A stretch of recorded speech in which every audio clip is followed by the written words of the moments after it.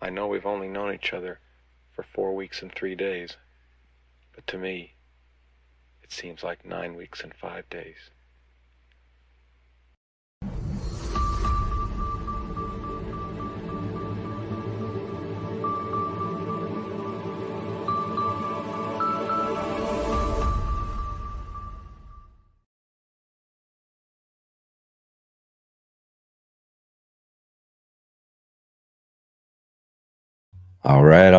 All you passionate plant people and garden enthusiasts. Welcome to the Let's Get Growing show here on the Urban Gardener channel. I'm Enoch, I'm your host. A little bit later here in just a few minutes, we'll get to see our co-host joining with us live here, Marc Boucher-Colbert, because today is our third Sunday of the month. And the third Sunday of the month means it's monthly book club time. We've got a really great book club ahead for you today. We are talking all about this great book I've been really enjoying here the last couple of weeks, Botanic Gardens of the World. A really awesome tour around the world through some really amazing botanic gardens, done by Deborah Trentham. Deborah should be on the show with us just a little bit later on in the show as well too, to talk about her really, like I said, this is just a really amazing book. It's really spectacular to see all of these different gardens. We'll get talking with our good friend Marc Boucher-Colbert joining with us live today from Morton Botanical Gardens down in California. So this is going to be really great. We're talking all about botanic gardens today. So really great show ahead for you all today. So definitely stay tuned to everything we got for you here today. And remember, if you are joining with us right here at the top of the show, hit that like button, click the thumbs up, as well as subscribe if you haven't subscribed yet. Hit the bell notification to be notified of upcoming videos and live streams. Share with your friends and videos. Yeah, I've been putting out some new videos, so you want to check out our video section of our homepage here at the Urban Gardener, and check out some of those new videos that are out that I just put out. And we got some more coming out this next week as well. I just got started with my peppers, so I sowed my first seeds for the 2025 growing season. So I've got my peppers going.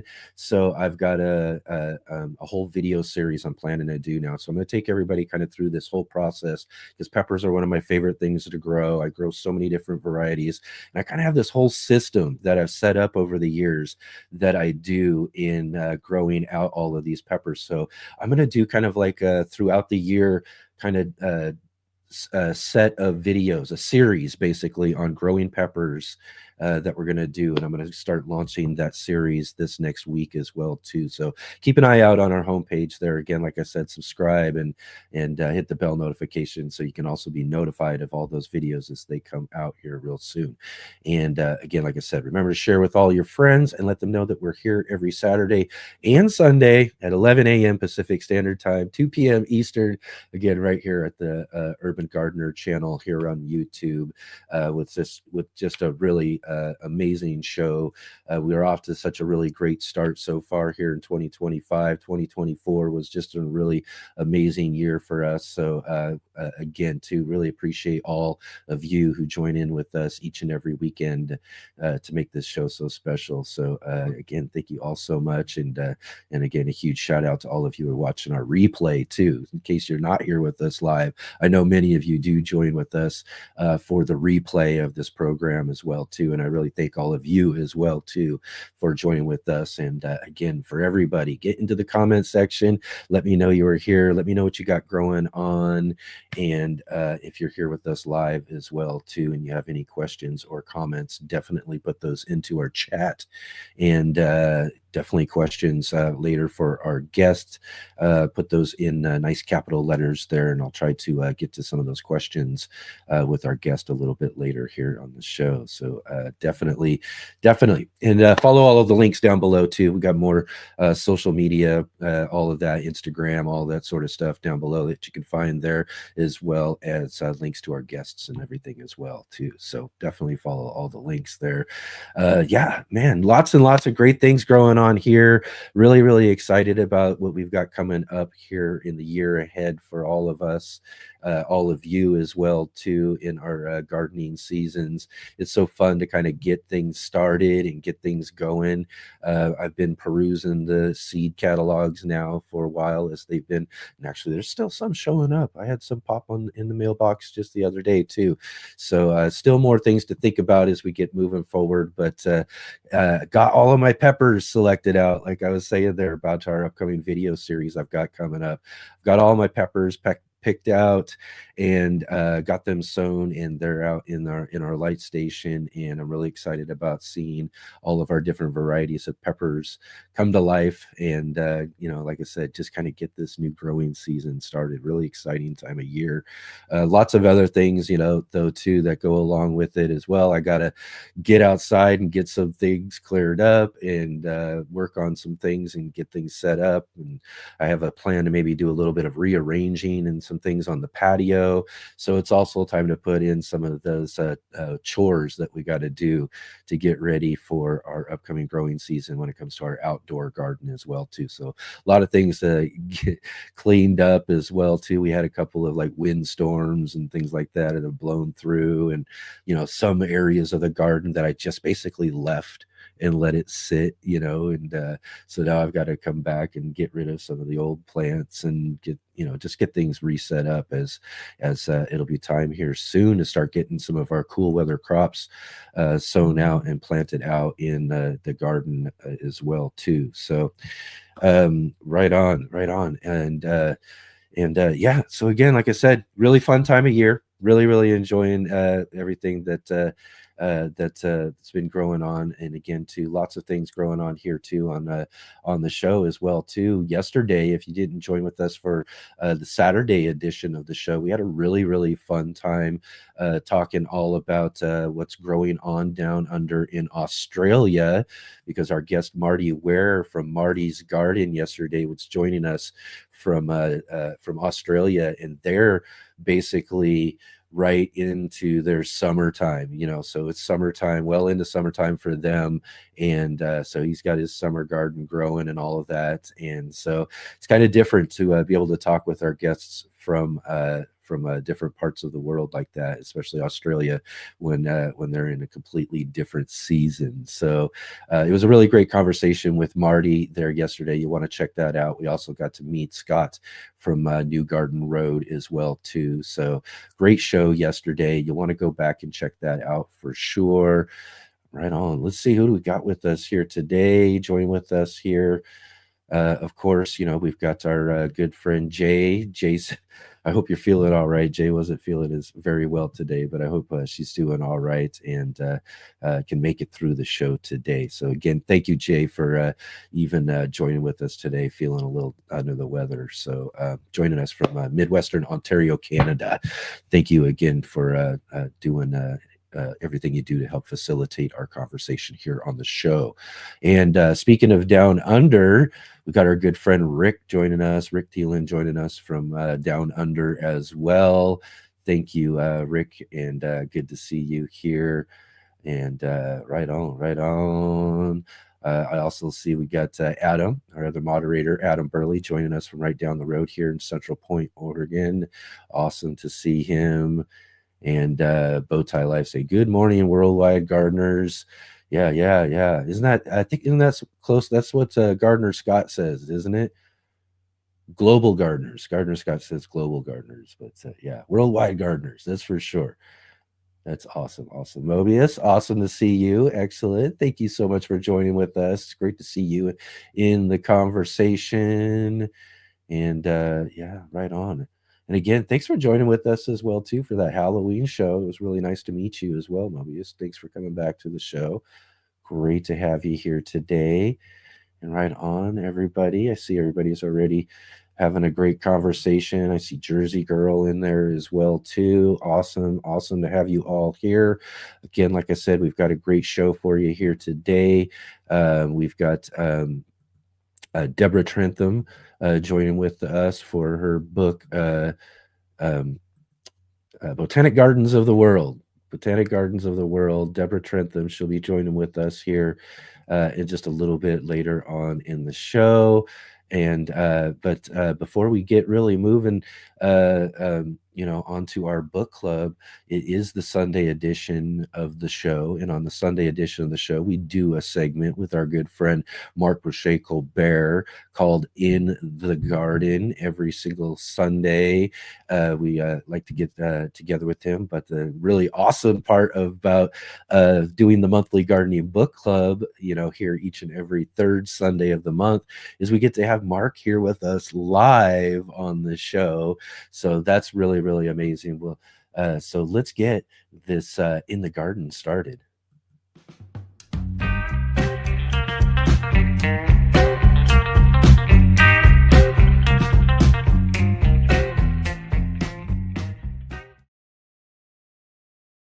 All right, all right, all right. Let's get Marc right Hey, in here, everybody. joining with us here. Right on, Marc. Great to see you Oh here. man, so great to be here. So happy to be finally doing this show today. I've been looking forward to it for a long time. Yeah, yeah, I know exactly. It's so great, what we get to do here each and every month, getting to have these wonderful conversations with all these awesome authors. I do got my book with me right here, Botanic Gardens of the World. We're going to get into that a little bit later in the show, but we kind of got a Botanic Gardens theme rolling today, right? Enoch, Because I saw you sent me a message the other day saying that you were going to be down there in California at the let's see here, let's put that up. Morton Botanical Gardens.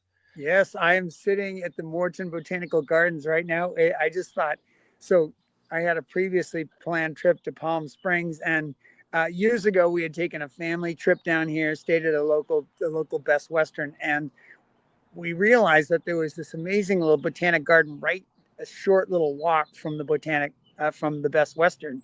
So we had all enjoyed it. There's just an amazing. It's not a very big space, but there is. It's just crammed with interesting exotic desert plants, and yeah, and you can probably hear bird songs. So there's like hummingbirds darting all over here. There's like ocotillo cactus in bloom. So I saw the hummingbirds working that yesterday. I'll take you around after a little bit, but Yeah. it's a very different garden than what I'm used to, right? Portland, Oregon, and Palm Springs, California are two really different places. So I'm enjoying the desert vibe here. Yeah, yeah, that just sounds really great too, and what great timing for that trip and that opportunity to be able to be here for our show as well from the Morton Botanical Garden. So that's really awesome. I love a good botanical garden. One of my favorites that I've gotten to go see was down in San Francisco. San Francisco has a really Oh, nice that's a great botanic one. garden. Yeah. Mm. Yeah, yeah, that was really fun. I actually did a live stream walkthrough several years ago. Oh, what a When great idea. but live streaming from your mobile phone wasn't as nice and clear as it is today, like we could see with you on your phone today. So it ended up being a really kind of blurry visual for everybody who was watching. For me, it was perfect. Yeah. I was loving the show. Everything was great for me, but everybody else, it was really blurry. So nobody got to really see how awesome everything really actually looked. But yeah, it's really great, these botanical gardens, and the ability to see so many different plants and all of this different plant life, and usually grouped up into different, regional environmental climate type situations, and but to see them all kind of growing together and how they grow, from a from the tall trees to the understories and to all the different things that you get to see, within a botanical garden, makes these type of gardens just really, really amazing. So it's something Yeah. that And I'm I really ought to get looking out and forward see. to our guest today. I mean, I can't tell you how much I've enjoyed this book, The Botanic Gardens of the World, but uh, what an experience to be able to study all these ones. I don't know how many of them she's been to, but even just to go to one excellent botanical garden, like I'm sitting here and my just mind is being Mhm. blown. And in a minute, I'm just going to take my camera around and take you for just a real quick walk. Um, they're just the forms, like you said, the relationships. They kind of have things grouped by geographical area, um, but it's just a way to get awakened to kind of just how diverse the plant kingdom is. You know, as vegetable gardeners or maybe flower gardeners, sometimes we get in a little bit of a rut. We're kind of into our little plants and that's it. But it's good to get your mind blown every once in a while by just how big this world is, how adaptive plants are down here in the Southwest, just marveling at that. Like I was hiking in the canyon yesterday and just marveling at the harsh treatment these plants have to endure, but yet they still do it. They endure, they found a way. Yeah, yeah. So definitely, like I said, in this those botanic gardens you can find in the Southwest, that sort of stuff. I've been listening to this podcaster who does a lot of botany. Oh, looks like there he is. There he is. Sorry, I lost you there for a second. That's all right. We got you right back. That's good. We're back. We're back. But yeah, I've been listening to this guy from he's does a lot of botanical research and that in like Texas and the Southwest and everything. So it's really interesting to hear about all these different types of plant life that Mm. actually grow in places. Like a lot of us would think desert and not think very much, but there's a lot, that actually grows in these environments and some really spectacular things to gain some knowledge about within these sort of botanical gardens. I was reading over on the flight down here. I was looking at the Baker Creek Heirloom Seed Catalog, and Yeah, just thinking though, each of us our gardens can be botanical gardens too. I mean, we can be kind of right. stewarding certain rare varieties of things that might have been grown by our ancestors, but then fell out of use. And there's just such a limited amount of varieties being grown in today's industrial food system that Yeah. any one of us can just like pick a particular variety, something rare, unusual, novel, Hmm. different, and just grow it and commit to it. And then we're sort of making our own botanical garden in a way too. So it's kind of fun to extend that idea to our home gardens and realize that we can be cultivating and stewarding things just like is going on in a more formal setting like this. Yeah, yeah. And for me too, and I kind of see this as kind of an evolution of my garden as well too, is that it is kind of becoming more of a garden of varied things as I'm collecting new and different plants and some more like perennial bushes and different things like that. And I'm really over the next year or two is I'm going to try to be adding more and it really center around a lot of native plants and stuff Yeah, and try yeah. to get a lot of that sort of stuff going on in spaces that I have that could use those sort of um, additions, So I'm going to try to do that sort of thing as well too. And again, that just kind of builds up again the collections of plants and the different interesting things that we have around our gardens that make it even more fun to kind of stop by and get us to show you around because there's usually a lot of interesting things that again like I was saying become kind of collections in a way over the years with our garden spaces. Yeah, I don't know about you, but when I first started gardening, I was kind of a novice. I didn't do much gardening as a kid or as a young adult, and I kind of get into it a little bit after college. Hmm. And I kind of went hard on vegetables, just vegetables. Like if it wasn't Yeah, vegetables, I wasn't interested. But right, I did that too. as I've gone along, I've become more and more interested in so many different things now, and it's kind Yep. of it's hard to keep up with actually.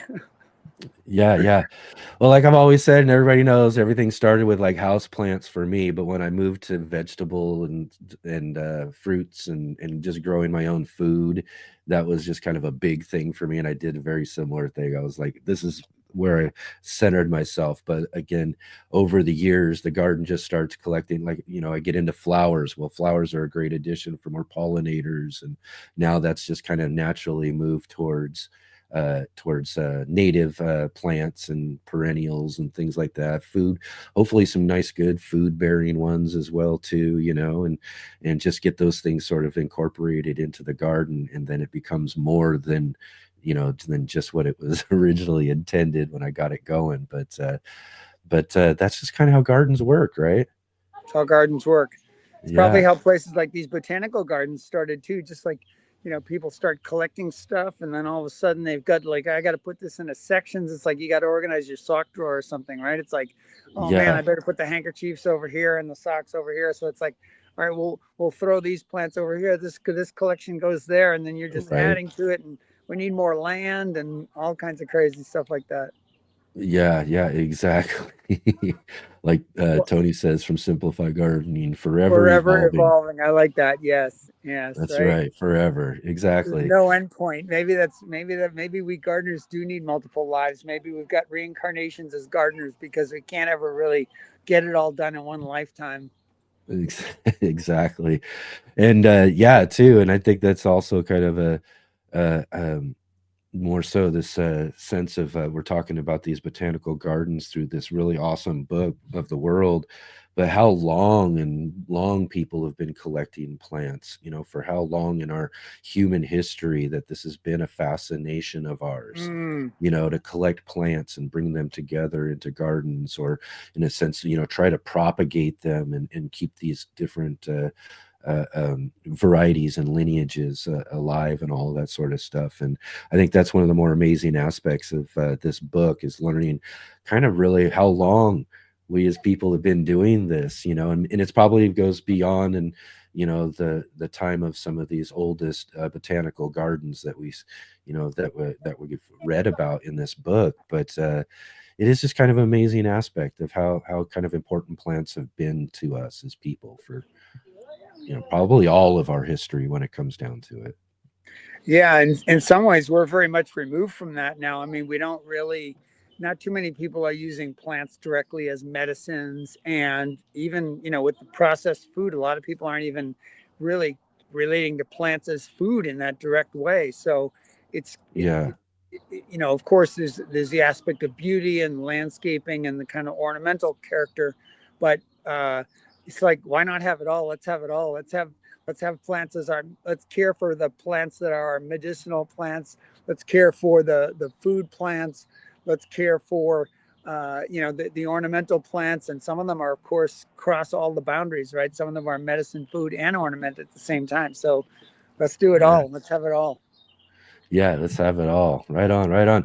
Did you want to kind of show a little bit of what you got Yeah, there I'm right going to near just you, pick real up my quick? We'll kind of camera take a and, look for a couple minutes there, and then yeah, and just go. I won't make too much commentary because there's a lot of other people here, so I don't want to disturb their experience of it. But I'm just going to give you a panorama of what this place kind of looks like. all right, yeah, and then we'll get moving on here.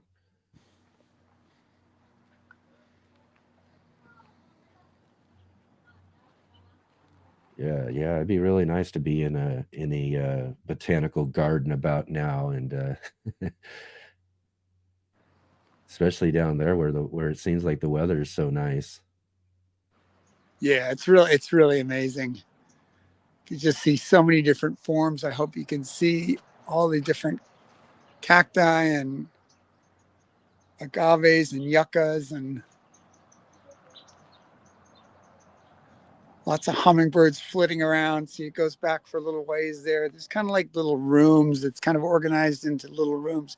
There's an ocotillo that doesn't look too living. That one doesn't, but there's some others back in the some Oregon pipe cactus. There's some saguaros, I think, in the background there. Oh, there's ocotillo. See those red blooms? I don't know if you can see that high up. Right. Some prickly pears here.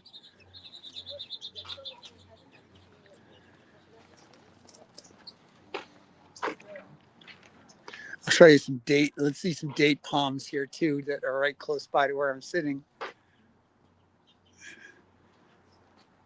Date palms Yeah. there. Nice. Goes noble things. Yeah, so they don't call it Palm Springs for no reason. There's so many palms around here. It's just great. And I'm going into a canyon after this, uh, Indian Canyon, and I just dropped a friend off there this morning, and I already saw just like lots of native cactus just growing there. So it's gonna be cool to see some of this stuff out in the natural habitat. Um, Yeah. and I'm sure we'll talk about that too. Today. It's like this botanical garden kind of conserves a lot of plant material, but then how are we doing at saving the land where it really wants to grow, right? Because this is only a Hmm. very limited portion of the world. Um, but anyway, just a great place, just a great reason to just a great reminder about the importance of these places and spaces. And there's so many people here from all over the world. I hear all these different languages, and so it's obviously a place where people go, people seek out the botanical gardens. They know they want to see the plants of that region or a collection from around the world. It's something we all are drawn to. Yeah. Yeah, it definitely is. Definitely is. I mean, I wish I was able to be down there with you, getting to check that out. But yeah, it's still great to again have you joining us there from the Morton Botanical Garden as we're talking Well, about botanical gardens today. Like you said, we've got our books with us, Enoch, Botanic we have our Gardens of the travel World. itinerary. Deborah Trentham has done us a service, and she's planned our travel itinerary right here for the next like No, 10 years or whatever. There's 40 destinations, must go destinations now in here that I we have to know. go see. I know exactly. There's some really, really amazing places with some that would just be so spectacular to have the opportunity to be able to see. So right on. Let's get moving along today here. Like I said, we've got a great conversation coming up here. Deborah's with us here to talk about her book, Botanic Gardens of the World. Thanks for showing us around there a little bit at the Morton Botanical Garden, Mark. Yep. And yeah. And then we'll be right back here in just a moment or two, and we'll get started with this monthly gardening book club. Let's do it. See you soon. All right. Oh, we got to do this real quick.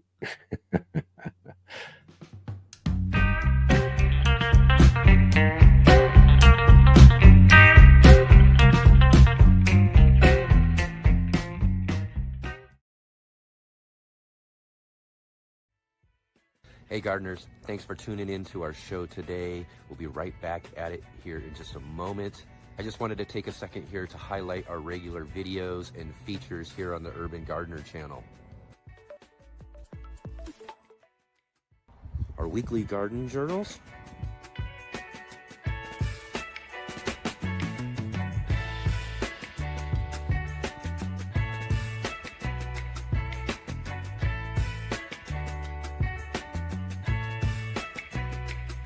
and our incredible featured visits.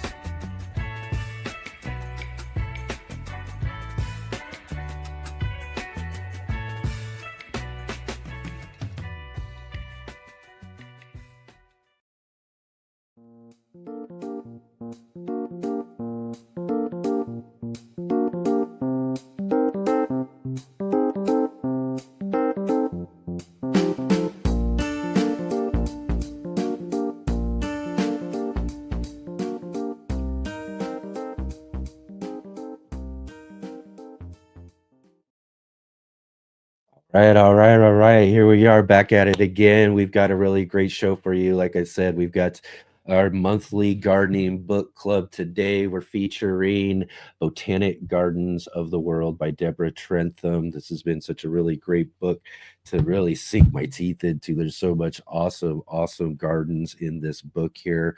And so let's bring back our good friend Marc Boucher-Colbert here. And then we'll get to our book club. Right Ready to on, go. Mark. Got book in hand, ready to go. I know you've been excited. You've been excited about this book club, that's for sure. This book is just really amazing. I hope Deborah's listening right now because it's just like it is so well. First of all, it's just so much about the pictures. I mean, there's Oh, great yeah. text in there too, but the pictures just grab you. And I just felt transported. I mean, I felt like I was on little mini vacations just by reading this book. I would just spend like 5 or 10 minutes with one section, and Yeah. it was really bite-sized in terms of like if I just had Mhm. 15 minutes I could tackle one of the gardens in here. I didn't need to be committing hours and hours, so I could read it in little pieces. I would Yeah, just leave it exactly. open on certain pages and on my dining room table because it was just so beautiful and inspiring to see. I love this book. Yeah. Just an amazing book. Like you said, just really transports you to all these just amazing places around the world to see just such a diverse, you know, plant varieties that are just, I mean, just amazing. And then again, too, like you're saying, each of these has such a great kind of historical stories, different things that are kind of different aspects. Each one of them are just really amazing as well, too, to really kind of give you kind of a nice, real natural history kind of lesson, with almost each and every one of them that you kind of, like you said, are really bite size in a way. Like we can just kind of grab a couple of them at a time if you want. Just you just put together perfectly like that. Yeah, it's not like a novel. You don't have to start reading at the beginning and finish at the end. You could just kind of like dive into the middle and see what that was all about. And I mean, there's a thread through it because it is organized based on the creation of the garden. So the earliest ones are in the 1500s, I think, or what was it, 16? Yeah, let me see. I actually have the book so I can find out. Yeah, 1540s. And then I Right. think Yeah. the most recent one I think was in like 1994 or something. So the creation of these gardens has spanned hundreds of years, and it's so loosely organized on that. It's linearly organized that way, but Yeah. really you could just you jump in and just read one, and there's common themes that emerge. The more you read, the more you can see like a whole texture, fabric being woven here. Yeah. Yeah. Yeah, Well, right on. Right on. Well, let's get on with this. We got Deborah waiting in the wings here. So let's that is get on with this monthly gardening book club.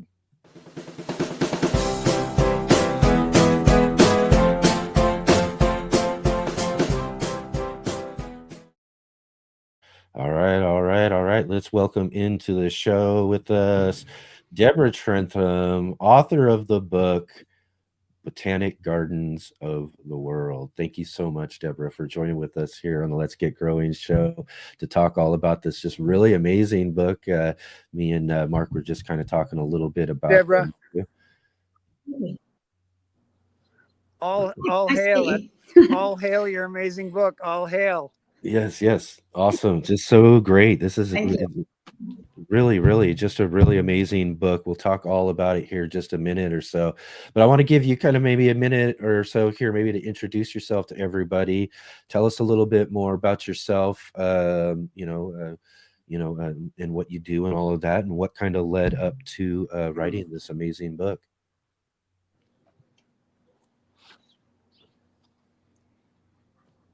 No, can you hear me there? I'm sorry. I should say I'm not at home at the moment, and so I'm hoping that I stay connected to you because I'm in Sicily. I can hear you. Can you hear me? I can hear you now. Can Yep. you? Yeah. So I'm in Sicily at the moment, and I slightly concerned about my internet because we're in an old palazzo. Oh my gosh! I'm keeping my fingers crossed that I stay connected to you. Right we on. came to there's an incredible festival in Sicily of Saint Sebastian, and tomorrow the whole church will go up in fireworks. So tonight we've just been to see the church in the square here. It's incredible. And then I will be going to see various botanic gardens here, but I did want to see the festival as well.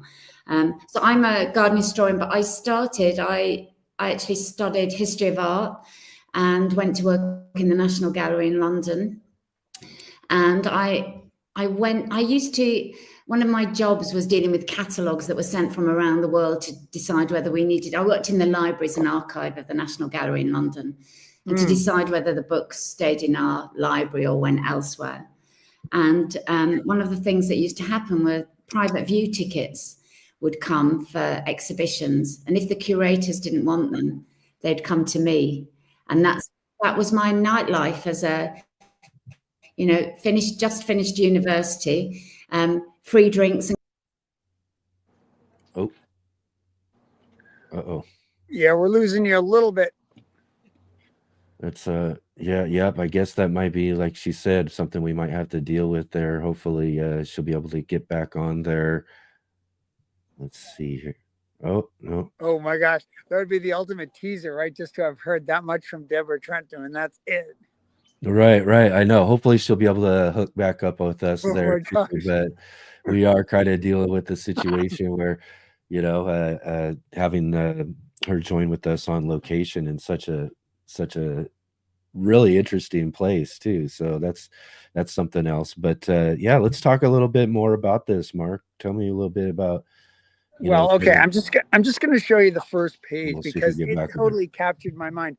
So this is the Botanic Gardens in Marrakesh, Morocco, and they're called the Jardin Majorel. And there's this incredible blue color. It's actually called Bleu Majorel in French. It's like Yeah, Majorel blue. It's like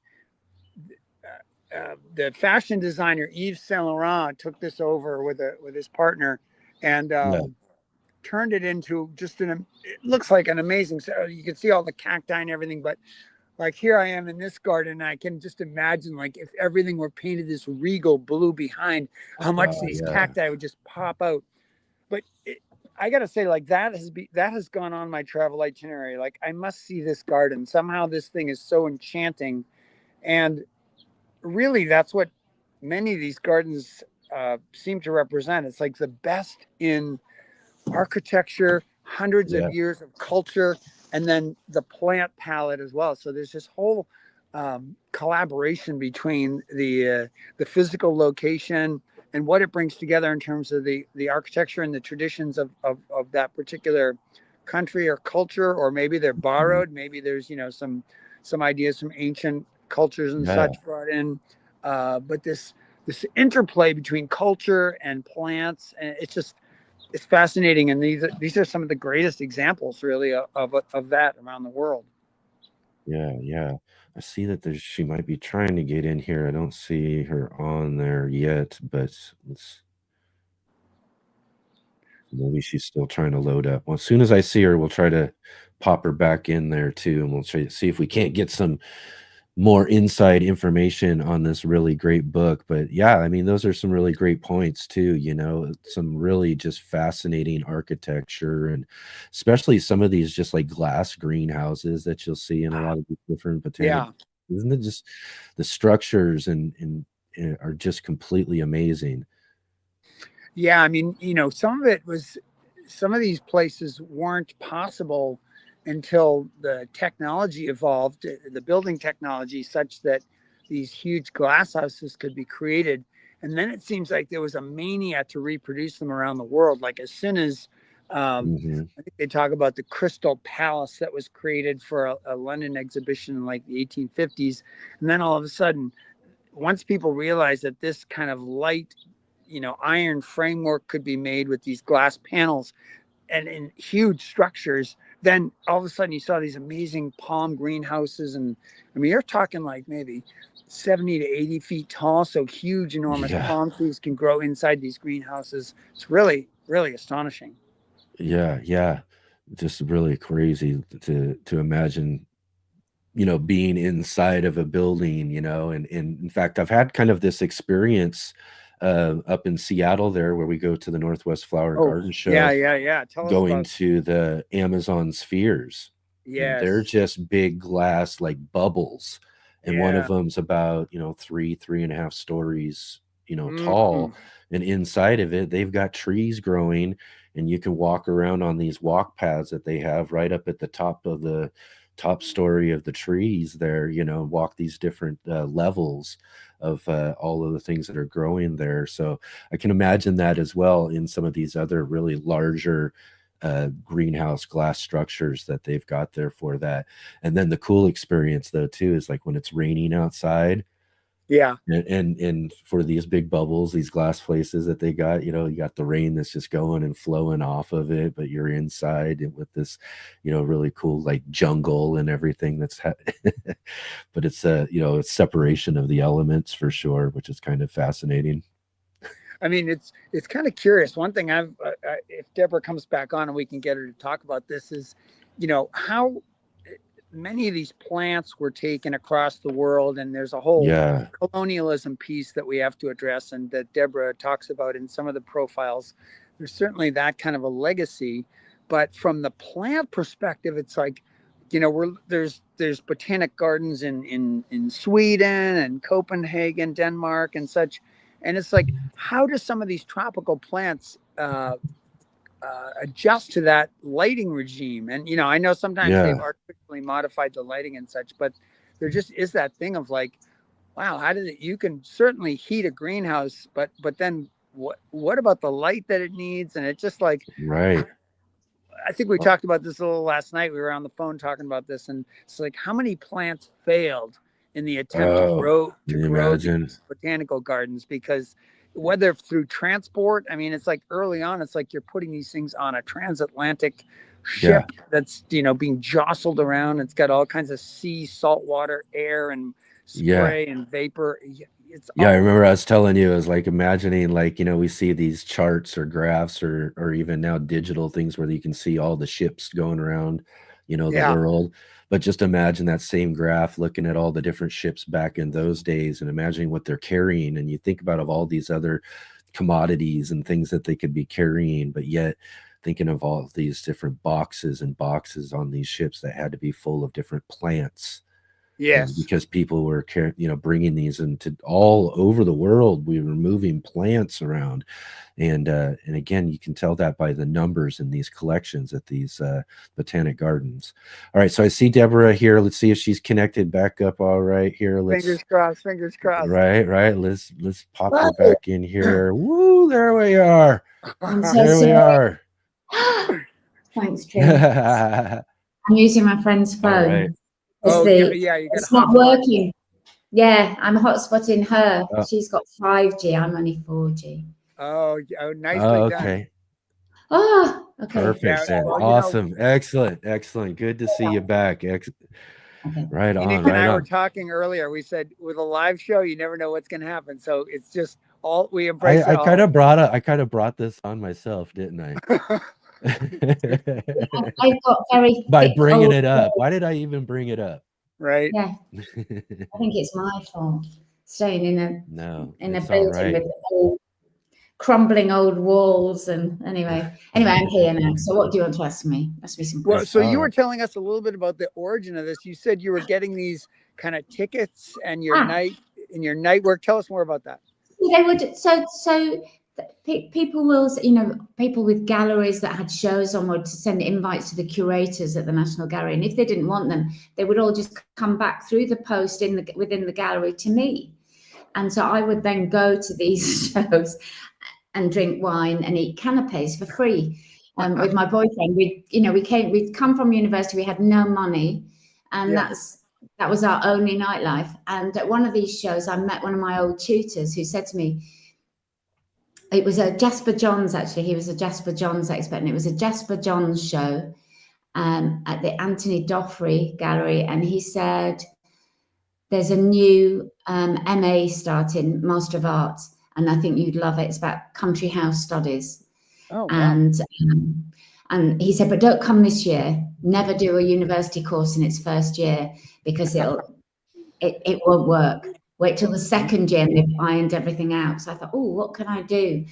And I looked for classes while I was working at the gallery, and there were evening classes at one of the universities in garden history. And I thought, well, that would fit, wouldn't it? That'd work really well. And I thought I'd become an architectural historian. But by the end of that year of studying, I did 18th century garden history. I then went off to do the MA, but I specialised in landscape. And that was the start of it. And then I actually went to the evening, the place where I'd done my evening classes. I then went and taught there. And that was at Birkbeck, and I taught at Birkbeck, which is for people that are at work. It's a university for people that work. It's still running. It's in London. I went and taught there, and I did it through the birth of 3 kids.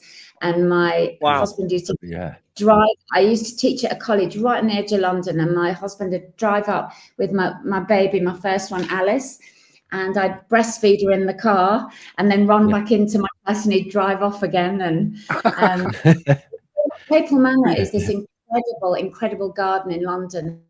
It's not a botanic garden, but it has gardens from every period to give people an idea about what kind of gardens they could have, what vegetables they could grow, what they can do in London, what they could have done in the 17th century, what they could do in the 19th century. And they had, my husband said, you must be the only woman in London that gets picked up from the gate. I'd go on the bus from where we lived. I'd go up on the bus and I'd get picked up at the gate by a Shire horse and trap, because they did the loop, and they'd pick me up from the bus stop. I was heavily pregnant with my next baby, Minnie, and I'd go on the back of a Shire horse to work.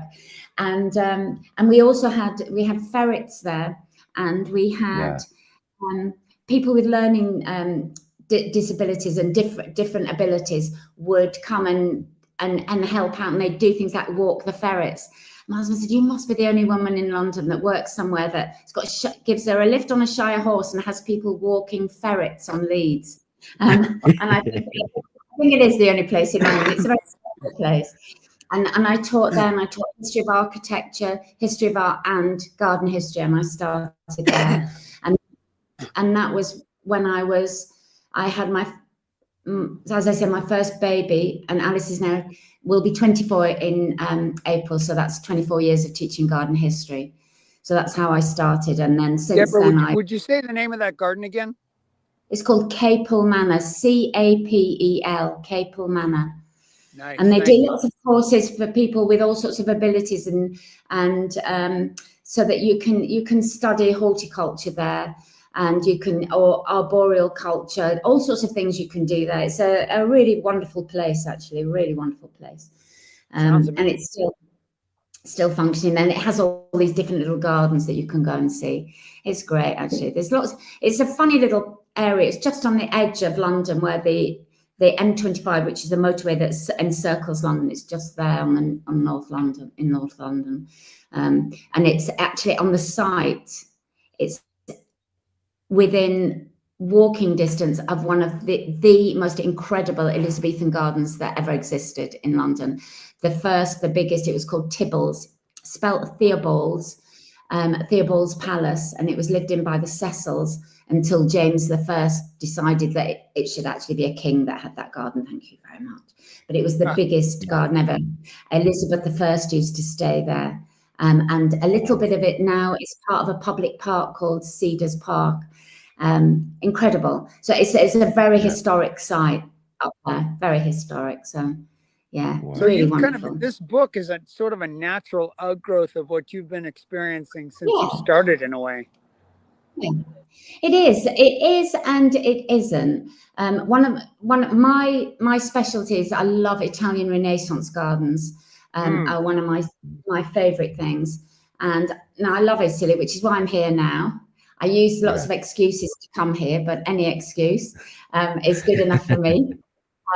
I love it. I love everything to do with it. I especially love the fact that we bought some wine today. I'm here with my friend Trina, and we bought some wine that I cannot even tell you how cheap and wonderful it is. Because we taxes, so by the time it gets to us, they give us the rubbish wine anyway, and then all these taxes, it becomes very expensive, and we've just bought wine that costs nothing, and it's just delicious. I may have had a little glass beforehand. Best to get it right from the source, right? I'm much later than you. Can I just say, here it is nearly 9 o'clock at night. So we realize that. Thank you. Yeah, of course. Yeah, that's what I was thinking. Aperitivo time. It would be rude, wouldn't it? Not all indiscretions are forgiven. All indiscretions are forgiven. That's right. But because of loving Italian Renaissance gardens, obviously that's where Botanic Gardens starts. They started here, the modern ones, at Pisa and Padua, and so that's how I really got into it, through those. They're one of my favorites, actually. I actually really like rundown Italian gardens, botanic ones, like Florence, for instance, was a Medici garden. The Cosimo de' Medici wanted a medical garden in case he fell ill in Florence. He had Pisa, but just in case he needed, because it was full of medicines. All the plants were medicines. And what if he was ill in Florence? So he had to have one in Florence as well. And Florence is really. My daughter and I were here last summer in Florence, and we went up to the garden, and it's really run down, but there's something incredibly magical about it. They've not even got many plants, But, you know, there's still the guys in there working. There's still the students in there jotting things down. And there's something so magical about it. Yeah. I love the Italians. Pisa, again, you know, you're in the garden at Pisa, you can see the Leaning Tower when you're in the garden, you know, and you're looking, you know, it's just like, it's a bit bonkers and wonderful, you know, it's just fabulous, really. And they had, you know, the Italians during the Renaissance had the money, the Medici had the money. So they were full of all the exotics. They were coming into Livorno, which was the port. So he wanted to go nearby, which was Pisa, to put them in, acclimatize them. They didn't know what to do with them. If they weren't in the, you know, they had texts that came from the ancient world, because that was what the Renaissance was, rebirth of the ancients. They were using ancient texts. So they were using texts like Dioscorides, which had been rewritten by monks for thousands of years. They were no longer illustrated by the same person who'd illustrated it or written by the same person. Loads of people died because they were getting poisoned by plants. They didn't know what they were taking anymore. Yeah. And when these plants come in, they don't know what they are. You know, they're coming from all over the world. This is now global. And they don't know what to do with it. So they're acclimatizing it in places like Pisa. And then Padua is like, oh, hang on a minute. In Venice, people are dying. We don't know what we're taking anymore. We need to study this. And that's why they're set up. You know, they're medical. And Venice, you know, and the Veneto, they paid for plant hunters to be sent off, but they also needed to rewrite the text of people like Dioscorides and actually illustrate them. And if you learn by looking at the plant, you've got more chance. Can you imagine having a book that was written 1,000 or 2,000 years ago? It's not illustrated, and it's describing a plant that might save your life or might kill you. Oh, well, it's obviously green, and it's they're a bit pointy at the end. You know, no wonder. Quite in need of an update, right? Quite in need of an update. To teach people what the plants are, teach them by looking at them, and they did it by patterns in the garden, so especially at Padua, and they never moved the plants, so the patterns and the plants remained in the same place. So it was one of the things in the Renaissance was rhetoric. That was one of the, you know, if you were an aristocratic cultured man, you would learn rhetoric and speech. And you did it by walking around your garden and looking at a statue, and you'd learn this bit of your speech. And then you'd look at that statue and you'd learn another bit. And when you did your speech, you'd think about the statue and it would remind you of your speech. Yeah. So likewise, they tried that with the garden. Put it in a pattern, always put that plant in that same place, never move it. And then you will learn what that plant is. And that plant is for, you know, your heart, or that plant is for, you know, your lungs. It's lungwort. That will help your lung disease. So you learn that it's always in that specific place, and you visualize it. And if you've got that kind of brain, I mean, I remember if I've written something down, I know where it is on a page. I kind of have, I know where it is if I've written it down somewhere. I know it's on the left-hand side about a third down or something. I think it'd work. Doesn't work for everybody, because we all have different ways, don't we, of learning and remembering. So you have to work your own. But the students were given books at Padua with the patterns on, and with the spaces for the plants, and they would have to go and identify them and write in the spaces in the pattern. And so they would talk to learn that pattern. And that was how you learn your medicines. It is incredible, isn't it? But, you know, I think my brain works in quite, you know, it's quite photographic. I think I remember things like that. I think that would have worked for me. Other things. Yeah, well, it's a very spatial way of learning, right? I mean, it's a very physical and spatial way of mastering a big body of knowledge. Yeah, a huge body as well. This is the whole of medicine. You know, if you're a doctor, you know, and Pisa, you know, was attached, and Padua, you know, attached to universities.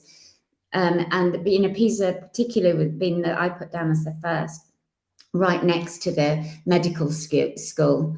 And that was the, you know, the tutors had come from Bologna, which was the first university in Italy.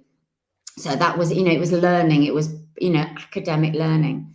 I mean, doctors in England, forget it at this time. God, I don't know. No wonder everybody died young. In England, it was useless. You know, we had barber surgeons is what we had in England. They were barbers, and they were surgeons because they had sharp things to cut your hair. Which Oh my. The bishop could decide whether you were a barber surgeon or not. Well, how did the bishop know if he knew what you were doing? He didn't, Yeah. useless.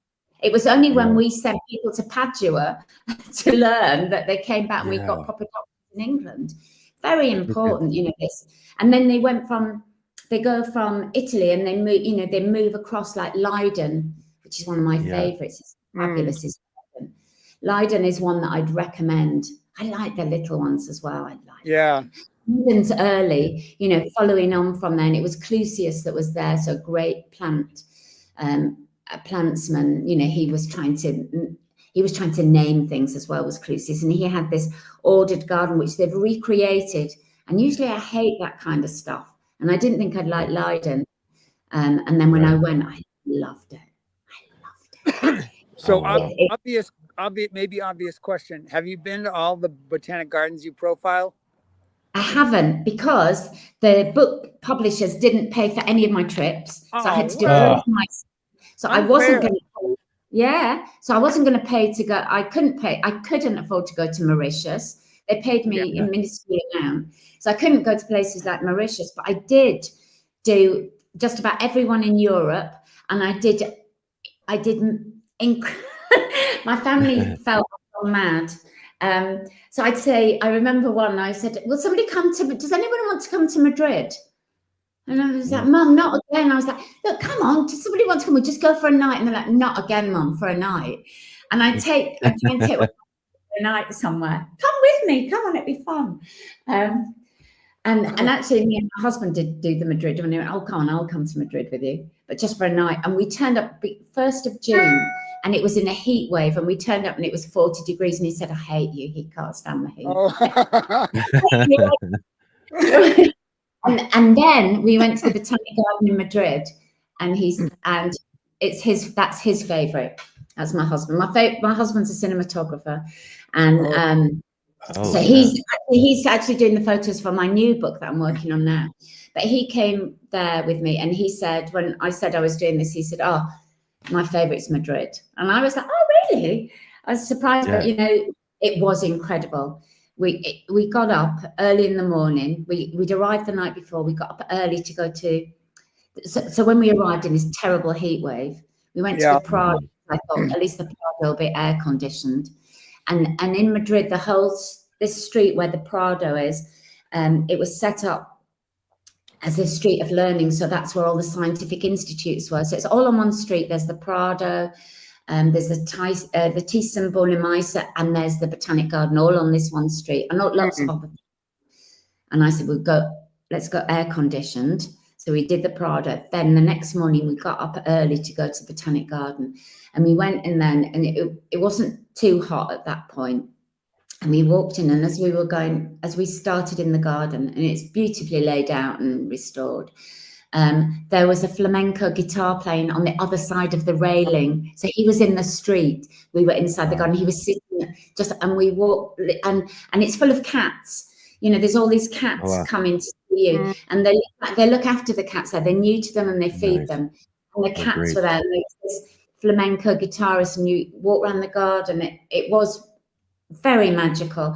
And then there's an area of all these bonsais that were gifted at some point. So you're looking at these incredible bonsais, and then you come around a corner, and we've been there for a few hours, and there's just they've made a little cafe just in the garden, in between all the plant pots. Have a glass of wine, they say, and a bowl of olives, and you're like, oh God, this is like perfection. I love you. Well, Deborah, I will say this. I've told Enoch that I don't know if you heard this at the beginning, I've been just leaving the book open on my dining room table because some of the pictures are so beautiful. And this is the picture that actually stayed open the longest, and that is from Madrid. Somehow I find that image so beautiful, and it's so well composed and so another gorgeous. Kind of vision into those glass structures we're talking about in a way too. Which is awesome. The glass houses are special, aren't they? They are special, and they're what make Botanic Gardens so good in winter as well. You can always go in the glass house when it's a storm outside. You can be in the glass house, and it can be amazing. I really like. There's a German concept, I think from the one in Frankfurt, that was called a society house, Gesellschaft House or something. And there's this sense of like, this is supposed to be a place where we have winter festivals and dances. And it just seems so expansive. It's like, wow, everything can happen in this beautiful environment. That, you see, now that's something that was picked up in England. So in the 19th century in England, all the little seaside towns. So in England, we have terrible weather most of the time. Right. I mean, we really do, and if you I'm originally from Seattle, so I kind of feel well, you know what you're talking about. You know it. Yeah. So we have this Portland thing, ain't too far off either. Yeah, same. Oh, we have this thing, you go on holiday and it's not going to be good. So what they did was they made things called winter gardens, which were glass houses. They built these big conservatories, and to try and get people to come at other times of the year as well. They would have ice skating rinks or ballrooms, and they would take tea in them. But they were often full of botanic plants for the summertime as well. So that was a way of getting people in the summer. And we had them all over. And I know that they built one in Torquay, this Victorian glass house. I think it was about in the 1880s they built it. And their idea was they'd have a ballroom and you'd take tea there and there'd be dances. And it didn't go down very well in Torquay, because Torquay everywhere has probably the best kind of weather. It's on the coast. It's in Devon. It's about the best you get. And it didn't go down very well. So the whole thing was sold to Great Yarmouth, which is right round the side of England, not the other side of England where the weather's terrible, and it's the North Sea, which is never blue, ever. The North Sea is always brown, always. And so they took it all the way around to Great Yarmouth, and it said, I don't know if this is true, but they said they didn't break a pane of glass. And the whole thing was removed, and so that they could do their tea dances and ballroom stuff up in Great Yarmouth instead. So it had a massive effect on English life and holidaying. And even, as a kid, I can kind of remember that, those kind of, places. Some of them, there's a few that still exist. That one does. That one's still there in Great Yarmouth.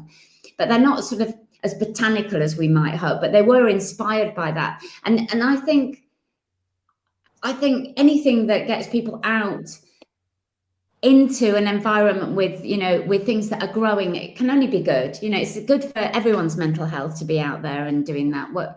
So I'm sure that was a brilliant idea, even if you were just taking your tea there, but you were sitting under various fabulous plants. Whatever, get them out there. It's just good for everybody's mental health, isn't it? Well, and this isn't a surprise, because really another author we talked to about plants and growing things and happiness, Karen Hoog, she did a great study on human psychology and plants. But, even just looking at images of plants, and that's what I found the book so healing, is just, and it came at the right time in the middle of the winter, because we have a political heaviness weighing upon us too, let's just say, without saying more. But tomorrow. It came at the right time, because it is such a joyful book, and I got so much happiness just looking at, and really like, I must go to some of these places. Just really like Singapore. I missed most of that. I passed through Singapore, but I didn't see the airport and that. So it's like, gotta go back. Yeah. And there's so many more. This is, some of them were chosen because they might not have been on my original list, but the publishers say things like, well, actually, could you include such and such a garden because that would sell well there? And you're like, oh wow, I wanted this one. I wanted this one. Wow. Got chopped off. Some of them got chopped off. Not all were the ones that I would have chosen. It's not down to the author always. What's included. The ones that I haven't seen, and I don't think I ever will, are the Australian ones. And that's due to fear of spiders.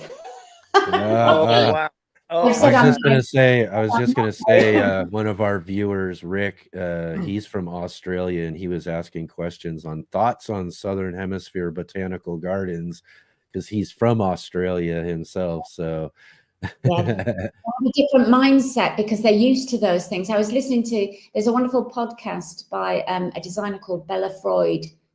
She started this podcast. It's called Fashion Neurosis, and she talks to Nick Cave, the rock star who's Australian. Right. And I was listening. It was I think it premiered last week with him, and he said he was talking about his wife and saying that she was very worried about going to Australia because of all the spiders. And he said, "Oh, I'm Australian, and I'm used to it." I was like, "No, you make such a fuss." And in fact, while they're there, she's changing her baby's nappy, and it has in it a white back, which is apparently one of the worst spiders in the nappy. And she's like, "Why are we here?" And I'm like, "That's it." I knew it. It's got to be like the most deadly place in the world. I mean, they got everything that's deadly: spiders, snakes, birds, jellyfish. You name it. Australia's probably got the most deadly of it. Yeah, it's too scary. You've got to be, I think, to be in Australia, you have to be Australian, and they're used to it, and they can deal with it. The rest of us, no, thank you, not for me anyway. The gardens sound brilliant, and I can do the history of them, and I can look at them from afar, and I'll stick with that. Thanks. I like mine a bit tamer. I do. Although Rick did ask in general those Southern Hemisphere botanic gardens, and I know one of my favorites just kind of falls under that category, and that's the Botanic Garden of Rio de Janeiro. That one I think is really probably would be up at the top of my Botanic Garden bucket list that I got to go out and see for sure. Just you're talking about that one garden where it's got the background with the Pisa behind it. Well, I mean, for them, they got Christ the Redeemer right up above them, and they get to look at that. And again, too, tying it back into kind of this idea you touched on too, is kind of really, really old botanic gardens that were really started in the idea of searching for, medicinal things, thought, that sort of stuff, education. These are universities, a lot of them that do that. The one of the things that made the one in Rio one of my favorites was Charles Darwin traveling through there and his kind of take on the garden and all of that. But then it's just kind of thinking about, again, too, a little on what you were touching about is where were we at that time in thought and education and ideas, you know what I mean? There's a lot of botany and a lot of things today are kind of really based off of some of those journals and some of those things that Charles Darwin was discovering just on those trips specifically. So, to have someone who is visited at that time period or have been part of that garden, I thought just made that really kind of fascinating. And then to think from that point in time when he visited, how things kind of changed in knowledge and that sort of stuff, especially in the plant world and everything, specifically from getting to visit this botanic garden, as one of those places where he's learning some of this great stuff that kind of changed the way people were thinking and learning and studying botany and all sorts of other aspects of plants and knowledge and all of that. So I don't know where I'm going with that, but you take it away with it. So. You see, if you're me, I'm in London, and I can just go. I can go to Kew Gardens, to their herbarium, where Charles Darwin sent all his specimens back. Wow! So you can. So if you go to Kew, there's this amazing building, and in it, you get all the Charles Darwin stuff. I take my students. It's incredible, and there's mounted pieces with his notes on them, so I can go and look at what he sent back. I wouldn't say that's Rio de Janeiro. I might manage some spiders there. I wouldn't actually. In a cleared area. I'm just thinking of what happened in Argentina. We got to go there. Yeah. But I could, you could, in the herbariums, all of that has been tracked and documented, and it's there. And you go in and it's put in front of you with his writing, and you think, oh my goodness, here it is logged. And the sad thing is that places like Kew are completely underfunded. And they, you get some brilliant person taking you around, and they're like, well, there's nobody else being trained up. There's nobody else, being able to study this because there's no funding anymore. And that's what's scary. Nothing's funded. And Q's, it's teeters now. They're really trying to sort of, when we, the problem with colonialism, Kew was at the forefront of all that. And now has to be at the forefront of recognizing it and saying, this was a this is what happened, and this is why, how we can, try and give things like giving plants back their indigenous names, not the names that Darwin or whoever gave them. Give the plant back its name.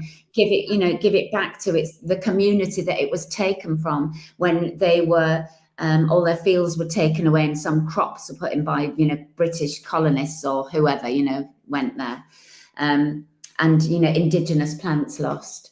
That it's really, I think, certainly in Caribbean islands, it's so obvious because of the sugar plantations took out everything. They lost all their, and there was a garden that was set up, not a garden that was included in the book because it's small, but there was a woman who attempted to put back as much as she could, or like what Burley Marx did, going back to South America. Burley Marx, fantastic, so realizing, because Brazil's colonized by the Portuguese. Why am I looking at gladioli and plants that don't belong here? He went off into the rainforest to collect plants and tried to introduce them back into the parks. I mean, in America, you had it with Jens Jensen, who was he Norwegian or Swedish, Jens Jensen? I can't remember, but turned up in Philadelphia and then ends up in Chicago working for the parks and tries to put back native plants in the park. No one knew what to do with them. They didn't know how to garden them. As soon as Jens went off to his next job, they were like, dig them up and let's get some begonias in from the Himalayas. They didn't know what to do with them. And he was trying to put back the prairie plants that were being ripped out by the colonizers to put in crops that caused the Dust Bowl and everything else that happened. Those prairie plants, you look at them, they got roots, I don't know, 5-10 feet long, and that's why they stayed there in the wind, not bringing in corn or whatever that's got roots this long that can't bear the wind.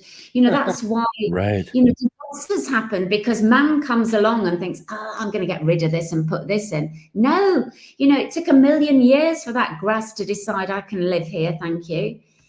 That's where all the problems start, and that's why people like Burley Marx as a designer is so exciting, because he also understood that, and he understood about plants that should be grown in Brazil. Why are we looking at Portuguese plants or plants that came from China that the Portuguese brought, as they went off on their travels? We don't want to be looking, why have we got camellias and gladioli? And he was right. And one of the great gardens is the New York Botanic Garden. They did a fantastic exhibition, about Burley Marx a few years ago. They do so much work on this. I think, if we're looking at gardens that are, educating and really working on climate and sustainability and understanding, if you take plants away that, like the prairie grass that stopped erosion, and, how do we stop that? What do we do now? You need to put something back that stops the erosion again. How do we do that? Botanic gardens can grow those plants again. But can they actually access the places to put them back again? This is the problem, because they don't own that land. Who owns it? Can we help you? That's the kind of issue we've got. There's a certain tragic note to all of this, because both with the dual threats of climate change and habitat destruction, my sense is that these botanic gardens are like these very precarious arcs with all this material, but will it ever see the light of day to go back out into its native to grow wild and free again? That's a question, right? It is a question. There are gardens that manage to do it, and they do it by making almost like they pair with different native lands and say, we can help you with this. Do you want us to? Because that's important. You might not want us to. Keep your nose out. You've already caused enough problems, especially if you look at the British. They've not got the best rep here. Let's ask first. Can we help? How can we help? What do you want from us? It has to come that way. And then if, and some do want to help. Some people want plants to be put back. And, there are habitats that are quietly being regrown. There's certainly quite a fair few around in South Africa. South Africa suffered not only from the British colonizing, but also the Dutch, the Dutch East India Company. That's somewhere that a lot of work's been done. there's a lot being done scientifically as well, trying to work out, erosion of land is a huge problem in some areas, and it usually is because the plants have been removed because they were worth of, whether they, like teak, for instance, the plants, with the trees that created Victorian furniture in Britain. So we'll take it from where it comes from and we'll grow it in India, and we can just take this land and we can grow this here, and that's really cheap, and people do as they're told, and then we'll make a lot of money. Economic botany has got a lot to answer for, and also companies. Colgate's been sued. I don't know. Well, they've been sued. I can say that. For taking something and saying, this is something that we developed, and it wasn't. It was something that was used by people in India for centuries and centuries, and they can then say that they've developed something. Well, no, and it's called something else. Call it by its true name. It's its name that it's called by the people that actually use it and developed it. Not, it's massive, and it's usually multinational companies. It's behind everything, isn't it? It's trade, the commercialization of the world, and it is a real problem. But I think gardeners are fighting back.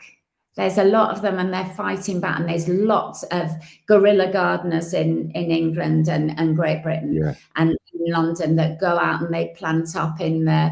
In London we get guerrilla gardeners. I love it. You go out and there's whole. I walked back just the other day near where I live, and there were signs on the trees. We have planted these trees. Do not cut these trees. We have talked to the council. We have planted these, and they're planted as a shield between the houses and the road, and they planted a whole row of them. And that just made me laugh as I walked along. I thought, yeah, good on you, and they're out. Exactly. A little bit of guerrilla gardening, and that's all you need. If everybody does a little bit, and gardeners, it helps us all being out there with our hands in the soil. I've got a friend who she started her career. She was a GP, a general practitioner. Do you call them GP? Doctors. She was a doctor. Pretty much, Whatever. General practitioner. So she was a GP, and then she retrained, became a garden designer, and she specializes in mental health and gardening. And she's done a lot of work in prisons, and getting people outside and making gardens, and how it's helped people in their mental health. You only need a few Juliet Sargents in the world to start, a revolution. And Juliet Sargent, she's won goals at Chelsea, but she's quietly doing her own thing too. She's one of, I could name you, other garden designers I know that are doing brilliant things. She's just one. And she gets her Chelsea goals, but she also does her other stuff. And that's what will build a better world for all of us. Yeah, that's true. Deborah, take a stab at making an argument for the average gardener. Why does the average gardener want to go to a botanical garden, whether near or far? Well, they want to go to be inspired, to see what they can discover about. It could be medicine, it could be about plant hunters, it could be about anything. Can open their world. I would go, for instance, there's a brilliant one in the centre of London. It's our oldest one in the centre of London. It's called the Chelsea Physic Garden. Oh yeah. And it was started by the apothecaries. Again, it was a medicinal garden. They sold the medicines in the city of London. And it was actually on the Thames originally. They had a barge that took the medicines that they grew, they sent it up to the city. And I take my students there. And within that garden, it's a community garden. The community work there, they volunteer there, they have and they always have, and this is quite important, if somebody wants to go to a botanic garden, why should they go? They usually have a really good cafe. And if it's a good botanic garden, they often use the produce that they grow in it from their vegetable gardens and their cakes. They will find it in there. We have Chelsea Business Garden. They're having Lavender Month and Rainbow Month, which is their Gay Pride Month. This happens in February. They welcome all parts of the community. Then they have a section on medical plants. You can learn so much. And you can also go, whatever time of the year you go, you might go in winter and you might look and you might be looking at a bed and think, well, God, I can't really see anything here. And then it tells you, well, if you want an architectural garden in winter, you don't plant any of these things, because where have they gone? They're underground. Let's go over and see seed heads, or let's see what's flowering over there. It teaches you, what you can see at various times of the year. You don't need a glass house. You can just look in, what's in the beds as you go around. Yeah. You can see in glass house, but most of us don't have glass. I don't have a glass house. Well, I meant one, but I don't have one either. Would you like one as well? I'd like one. I'd quite like one, but I don't have one. Yeah. I didn't marry well enough. Born well enough to get one either. So that didn't work. I've never worked enough either, being in the arts, earn enough. So I haven't got one. But you will discover so many things and so many stories, and you will meet people, and you'll meet like-minded people, and you will also be outside, and you'll be connecting with nature and green things and walking in woodland. I was reading something just the other day about how many, all the poisons and spores and things that can be found in woodland, and how important it is to us as human beings, because that's how we develop through that. It's actually good for us, all these weird spores things, to actually be just walking through it. It's good for us. And it's good for not just our mental health, but our, as human beings, it's good for us. So I don't know what that is, but that sounds like somebody who's in the garden. Sounds like Mark's got some kids around him there. It's not birds. Let's put it that way. It's not birds. It's not birds. No. The joys of being outdoors, though, in the public. So no. Yeah, they're on the move. They're on the move.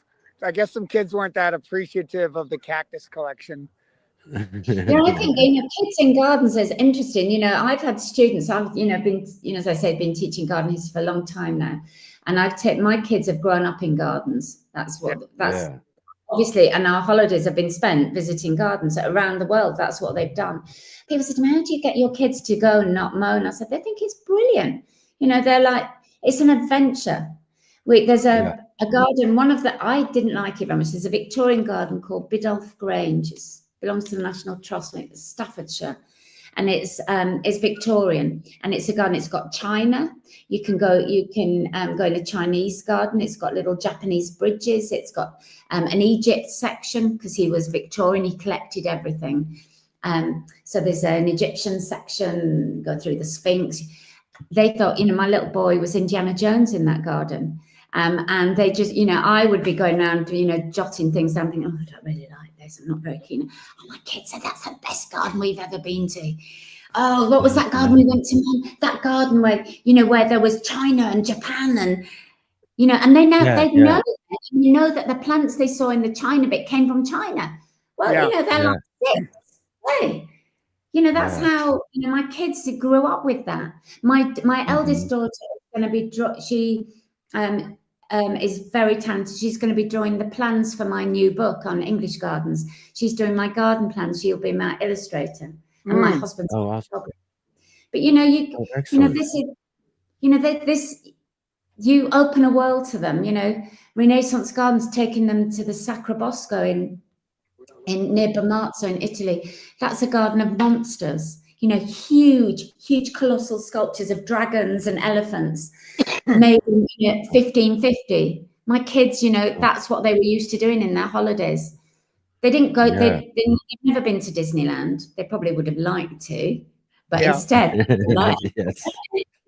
they loved it nevertheless. I was going to say, one of the things that's so interesting about this book and about gardening in general is that it really can become your lens for understanding all of the whole human enterprise. I mean, all of history, all of culture can be seen. It's not limited to that, of course, but it really can. It's something that can knit it all together for you and help you really understand how all this connects. I mean, the world is, the Botanic Garden is a microcosm. It is exactly that. It is, the world is condensed. That's what they do. That's what we do. We collect plants from all over the world and we put them in one little garden. It's the world put just there in a little tiny place for you to discover. And you can, and one of the, it's funny, I do tours for a company. I won't mention them, but they tend to be an elite tour, shall we say? I have taken billionaires around gardens, one of whom I did take around Kew Gardens, and I know that he didn't want to talk to people that were there, and I'd been told that, and I thought, well, I could talk to people there, because I think it's really important when you're in a botanic garden and you see, a student or, a gardener there, and you say to them, what are you doing and what are you up to and what's happening? Why is this, does this flower? Is this not looking well? And talk to the people, and people love it. That's their job. They want to talk to you, and that's how you learn, and I took this person who didn't want to talk to anybody. He didn't have to. I did it for him. And he's, and afterwards he was like, I think he really enjoyed that aspect of learning that's somebody's job and how much they loved what they did, and that they were looking after plants that came from, the other side of the world, in a glass house in London. How is this possible that we should be here, in a glass house that, is 180 years old? We're still here in this, with plants that were, they've got the oldest potted plant in the world at Kew, and it's the only one of its kind, and they don't hope to find another one because it's a male plant and there's never been a female plant still in its pot. The pots, when they brought the plants back, at the time, when the garden was first founded, plants were brought back in pots. That's what they did. That one's still in its pot. Just still. Amazing. It's amazing, isn't it? And one of the things, plants are amazing, that's for sure. Originally in English gardens, you had fancy plant pots, incredibly fancy plant pots. I like a fancy plant pot. And then when the plants got fancier, the pots got plainer. So you just went into terracotta because you didn't want people looking at your plant pot. You'd got this exotic that had come from Mauritius or from Japan. So the pot became irrelevant.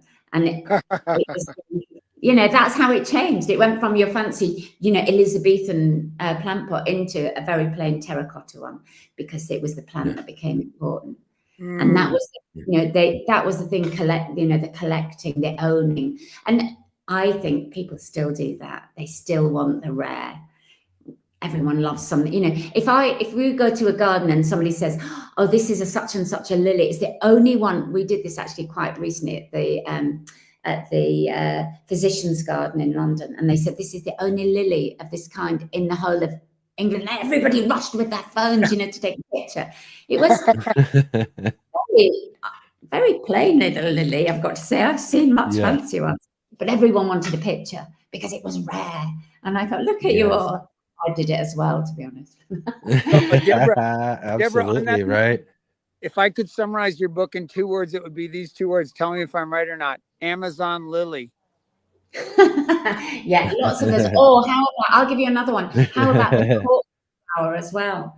Oh, yeah. Exactly. The corpse flower, They're the two that you need if you've got a botanic garden. You want the corpse plant and you want the Amazonian lily. And both of those, you need more to glass pictures house. of the Amazon lily in your book than any other plant, right? That's the one, and it's so beautiful, right? Yeah, it's fantastic, and it's really exciting when you see it. And if you find a lily house like the one in Leiden and Amsterdam and Kew, they're always exciting places to go and see. Are you going to get one in flower? And would you put your baby on it like they did in Leiden? We were in Kolkata in 2019, my family, and we have been there before, and we've been to the botanical garden there. So I checked one of the ones off your list in the book, but the first time we hadn't seen the Amazon lily, and the second time in 2019, my friend who was there took me over to the Amazon lilies there growing outdoors, and they're spectacular. But they look so charming on the top. They have the most thorny undersides that you've ever seen. It is the most ferocious plant. It's very deceptive in that sense. But do you know what's that's a really important part, that Joseph Paxton, who designed the biggest glass house, which was Crystal Palace, which inspired the glass houses around the world, that was inspired by looking at the underside. That's what the structure is of the Crystal Palace, is that structure from underneath the lily. Oh my gosh. Okay. That totally changes the way I'm going to see that plant from now on. Yeah, there you go. That's a positive, put it in a positive element to it. Yeah, that's Yeah, where that it's came. just such a surprise though, because there is all this talk about, let's take a picture of a baby floating on this thing, and Yeah, they're and then vast. you look at it, like a But then monster. underneath, poor little baby He's a wouldn't want to monster. touch the other side.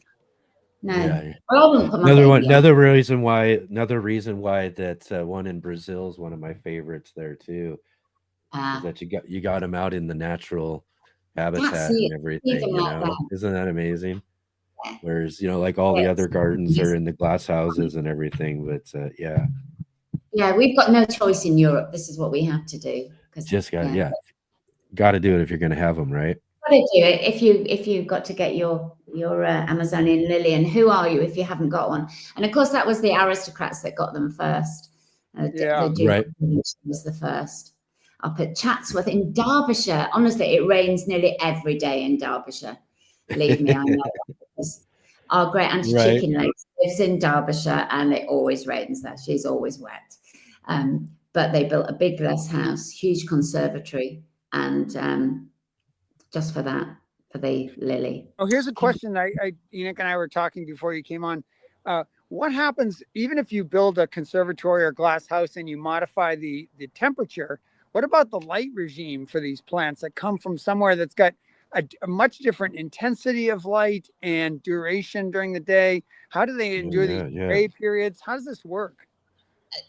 Well, it depends how much money your gardener. Somewhere like Kew can actually do that, and it is done. They've got they have specialists that actually deal with that. We have very low light, in winter, in England, so you have to have lighting. But in the smaller gardens, they just have to manage what they can. They can't afford it. Some of the glass houses. There's a really interesting one in London in the Barbican, which is a big brutalist sort of centre. It was built in. It was in an area that was full of, originally it was where all the clothing industry was. It was all bombed during the war, and there's a huge crater left, and they built this big brutalist. It's incredible, actually. It's based on sort of castles and things. So you need to know your castles, because they look like just blocks of flats and things. You need to work it out. But they wanted to build. They wanted a pyramid-shaped glass house there when they built it in the 1960s, and they were told there wasn't the money for it. Funny enough, Paris got one though. Anyway, London didn't, and the builders there were told that they had no money for it. But they needed to extend the theatre that had been built. So it's a cultural centre as well, but it's a living space. So there's lots of flats and houses, high-rise blocks. But there's an art gallery, there's libraries, there's theatres, and the theatre needed somewhere for its stage, for the staging to go. And so they said, well, now you can have your glass house, but it's not a real glass house, because it's not even double glazed. It's just they can't work out the humidity. They can't do anything about humidity or anything, or really deal with the temperatures. It's not set up. It was done on the cheap, and it's actually a side. It's a side issue, because it was to where all the sets and things got down the tower. It's the tower that looks after all the stuff of the theatre. But that has become the very special place in the Barbican. Everybody loves it, and it's a bit rubbish. It's a bit rubbish. The plants aren't great because you can't really grow them. But they put on exhibitions, and they put on amazing artists, and people just flock. You can never get tickets for it. And it is that special thing of it being glass, and it's full of plants. So sometimes you don't need. It doesn't need to be that wonderful to be fantastic, if you see what I mean. It isn't a great, botanically, it's not fantastic, but yet it's special. And, anybody coming to London, go to the Barbican, go to get yourself a ticket for the conservatory. You don't know what artist will be in there, but it'll be something great. And it'll be a real experience. In plants, they might not be fantastic, but you won't mind. You will not mind, because it's just this environment that's created by glass, light, sometimes not great light, but light and plants. It's just a magical world, It doesn't have to be fantastic. It doesn't have to be the top. It doesn't have to be engineered, so specifically that you have all the light and your plants are doing really well. But that's really good especially if you're an educational botanic garden. You know, if you're the Huntington or you're the New York Botanic Garden, you can afford that, or you're, you know, one of the big ones in Australia, they can do that. And that's good, you know, that's also good. But it's also good to have the ones that are not that great too, but have a special quality, an artistic quality, or, you know, there's all different elements. You know, the garden I did in Malaga, again, that was a mad going over in one night and coming back. Wow. And it was during the World Cup, and England actually got to the semi-finals. It happened that I booked it. It was my birthday, took my husband, and England qualified to get into the semi-finals. He was like, Debs, what have you done? I'm like, come, you're my photographer. That's great. And I said, we've got to go at night because they're doing this. They're going to illuminate the garden in Malaga, and I bought tickets, so we could do it on my birthday. No, but England are playing in the semi-final, so we had to do a mad dash there, you know. But that garden was a private garden, and it, you know, it is a very special garden. It's not botanically, you know, maybe you know, if you were looking at what plants they've got and what they're doing, sustainability or for climate change, you might think that doesn't qualify, but it has this special quality because it had been somebody's own private garden. And there's there is all decaying glass houses that they had, and there's orchards of olives and oranges, and it's a different garden, you know, and bits of the house survive, and it's got a quality that was just really touching and wonderful. They don't have to be the biggest, the most expensive and the smartest. They're not all the New York Botanic. The New York Botanic is fantastic, but there's also the little tiny ones that are special, the Barbican, and the ones that didn't make the cut, you know, also fabulous. I think anything that gets people out visiting them and see, you know, they're all exciting. Somewhat. I just thought of a few that are not. Do we have a place where Deborah, do we have a place to go where we could see Deborah Trentham's cut list that didn't make the cut? You can't, but you can find me I'm on Instagram, and you'll see me if you join me, I'm on the Garden Historians. That's me on Instagram, and you'll see me tomorrow when the church will look like it's been blown up here. I'm in Palazzolo Acredi in Sicily, and the church is going to be illuminated with fireworks tomorrow night. And Saint Sebastian, we're hoping we're going to see him come out of the church. And so what was that Instagram handle again? The Garden Historians. The Garden Historians. Garden Historians, and that will be me. And then you'll see me hopefully get to Catania to look at the Botanic Garden, which was shut today. But hopefully before I get back to London, we'll get to the Botanic Garden. You'll see. Does that look right there? Garden Historians. You're getting the same dose of nice winter sun that I'm getting down here in Palm Springs, and I have to head back to gray sky Portland tomorrow.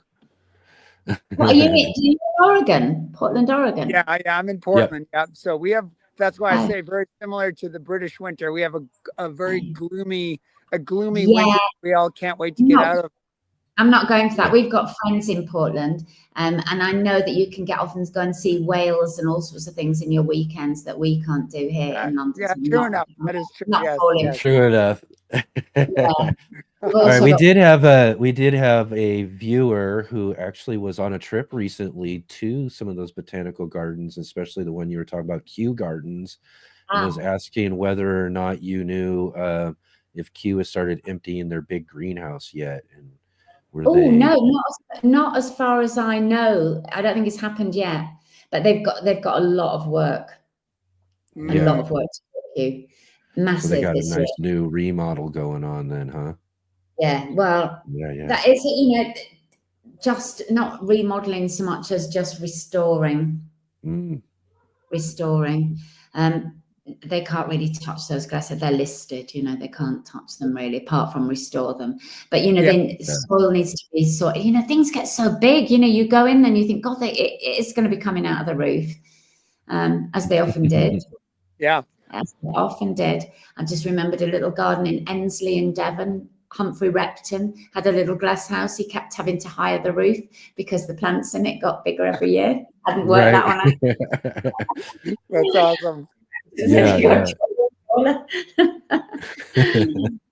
Anyway. That's excellent.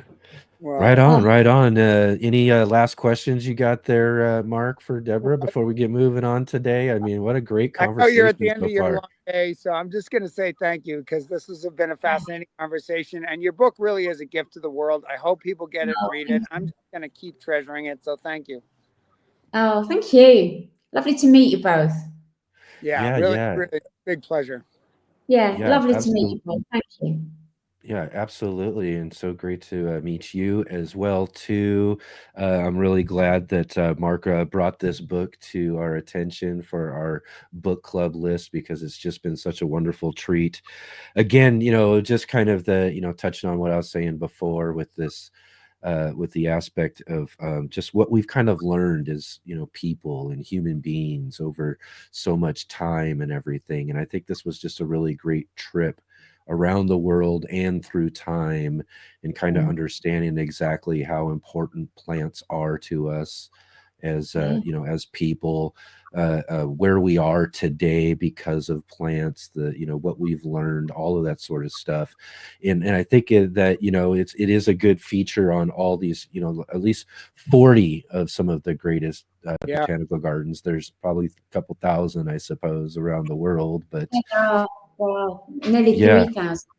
Yeah. So, I mean, getting a real good treat looking at some of 40 of the greatest ones and really most historically prominent and all of that sort of stuff too. So what a treat. What a great thing that you've brought to the world with this collection here, Deborah. Thank you so much.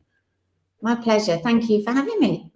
Yeah, our pleasure. Thank you. We'll look forward to following you and looking forward to that next book with the family affair. Daughter, husband, and you. Wow, what a powerhouse. English Gardens. Yeah. Again, what was that book again? It's the best 500 English gardens. It's for Penguin Books. So you're getting up to 500. Oh, wow. Yeah. I'm doing a lot of visiting. Wow. Well, that's excellent. Yeah, just amazing. Really can't wait to see this new book. But again, I just really hope that folks get out there and get yourself a copy of this. You won't regret spending whatever it takes to get this book because it's just really an amazing collection of just some of the most awesome gardens you'll see around the world. Again, thank you so much, Deborah, for taking your time late in the evening from Sicily, joining us today. So I hope you enjoy the rest of your trip. And again, we all look forward to what you got coming out next. Good night and thank you. Yeah, bye-bye, both of you. Thank you so much. Thank you. Bye-bye. Thank you. Bye.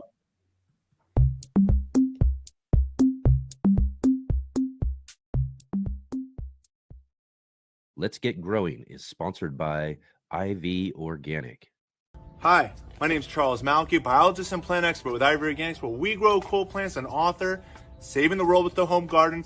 IV Organic 3-in-1 Plant Guard has 7 natural oils that protect your plants, not just from the summer heat as well as winter cold, but also protects your plants from damaging insects and rodents.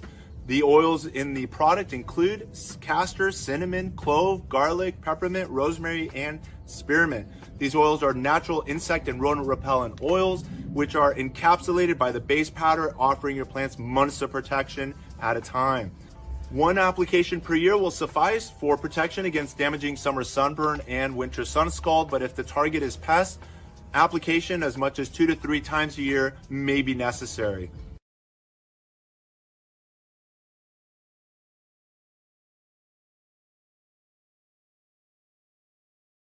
So, all right. Here we are back again here, finishing up the show. What a great another book club in the books for us here on the Urban Gardener Let's Get Growing show.